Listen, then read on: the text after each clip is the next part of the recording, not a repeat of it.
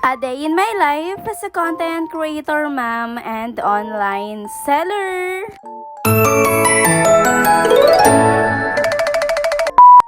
Hi guys! Back again for another mini vlog. So for today's mini vlog nga, ito ngayong araw ng assessment nga ni Baby Quincy. And by the way, ito nga pala yung mga kaganapan nga namin nung umaga. Bali nga maaga ko rin ginising nga si Daddy Eco neto para nga bumili ng ulam nga namin. Dahil gustong-gusto ko nga talaga at namimiss ko na rin nga kumain nga ng gatang manok. Or bali tinatawag nga siya na spicy creamy chicken. Pero not sure kung yung talaga yung tinatawag doon. Since nakita ko lang din talaga to sa Facebook. Ewan, pero sarap na sarap talaga ako neto kapag nagluluto nga ako. Minsan nga kapag nagluluto nga kami ng mga ganitong gata is mga bicol, tapos yung mga gantong manok na gata. Wala lang talaga, nag-crave lang ako, pero parang ibang cravings na ata ito. Hala, hindi naman.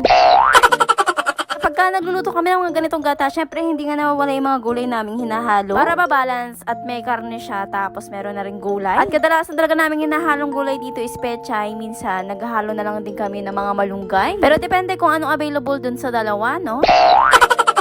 Bali nga kapag talaga nagluluto nga ako nito, medyo pinigis ako talaga yung manok. Pero minsan pritong-prito talaga yung manok para nga medyo makrispy siya. Tapos kung saan ko nga ginisa yung manok, doon ko na rin talaga ginigisa nga yung bawang at sibuyas. Para na doon pa rin talaga yung lasa nga ng manok. And dito nga after ko nga igisa nga yung sibuyas at yung bawang, bali nilagyan ko na nga yung pangalawang gata. Syempre kung may unang gata, syempre may pangalawang gata, no?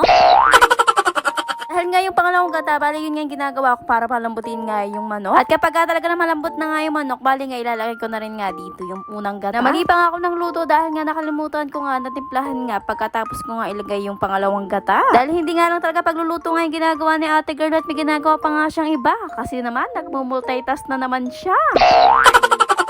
Nilagay ko na yung unang gata tapos yung gulay, tsaka ko lang talaga natimplahan nga itong niluluto ko. Okay lang yan dahil maluluto rin naman yan, no? Dahil nasa kalan din naman yan at nakasalang pa. Kapag nga talaga nagluluto ako ng mga ganitong gata is, bali nga nilalagyan ko talaga siya ng konting suka para hanggang gabi hindi siya masisira. At syempre hindi mawawala yung isang kaprate na pasili dito. Dahil iba talaga yung sarap kapag ka talaga medyo maanghang nga yung kinakain mo. And by the way nga, pagkatapos ko magluto, bali nga kumain na nga rin kaming tatlo dito. Dahil nga talaga pagkakain nga namin, bali tinuloy na nga namin yung ginagawa namin kanina ni Baby Quincy. Ito nga talaga yung activity niya nung nakaraan pa, pero ngayon para namin talaga itutuloy. Bali nga 2 peraso nga itong activity niya, pero yung una nga natapos na namin, kaya ito naman itutuloy nga namin yung isa pa. Bali itong ginawa niya nga is nag-cut nga lang siya, tapos nag-paste ng parts ng face. Like dinikit niya nga yung eyes, yung kilay, yung nose, yung ears, tapos yung mouth. And after ito nga, bali magdodrawing nga siya ng different feelings of emotion ng mukha. Paano angry? Paano?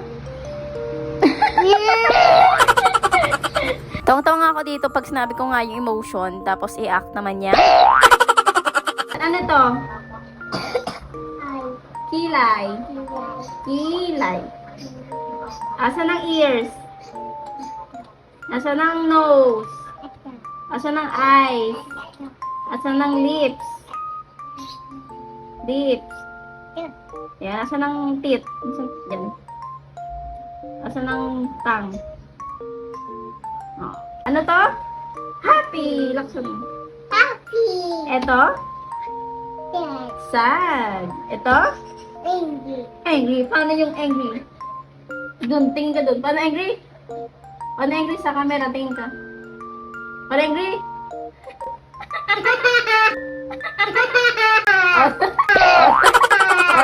Diyos may, grabe matutong batang to, may paghampas na nagaganap. Anyways, bali nga pagkatapos nga namin ng activity, bali pinaliguan ko na siya at binihisan. Tapos ako naman yung naligo. At syempre, pagkatapos natin maligo, eto, get ready with me. Anyways, kapag ganito namang umaalis lang ako at maghahatid lang kay Baby Quincy, bali kilay lang tapos sunscreen lang yung nilalagay ko. Dahil nga ginagamit ko sunscreen nga from Hikari, is talagang kala mo talaga naka-foundation ka na. Kaya nga after ko mag-sunscreen talaga namang face powder na yung ginagamit ko at hindi na talaga ako nagpa-foundation. Dahil parang 2-in-1 na talaga yung Hikari nga na sunscreen. After ko mag-ayos, syempre umalis na rin kami at tinatid ko na nga dito si Baby Quincy. Kaso nga parang nasayang nga yung paglagay ko or pag-apply ko nga ng sunscreen kasi umulan. Anyways, nag-wait pa nga rin kami dito since marami pa nga sila. Tapos nakabis pa nga yung tatawagin sa attendance. Maya rin tinawag na lang si Baby Quincy at siya na muna yung in-assess. Bali nga after nga ng bata i-assess, bali parent naman yung i-assess ng teacher. At nung mga time na to is nasa labas lang ako para nga mag-wait sa kanya. Saglit lang naman ako in-assess at hindi ko na rin talaga na video. Bali nga ito after nga na assessment ni Quincy, bali nagpasundo na nga kami kay Daddy Eco. At dahil nga hapon na nga rin ito, bali nga dumaan nga kami ng Panda Republica para nga bumili ng pandesal. Bumili na nga rin kami ng Pancit Canton para nga yun yung merenda namin for today. Ganyan talaga silang tatlo. Kapag talaga nagsama-sama nga sa bahay, puro kain na lang yung nangyayari.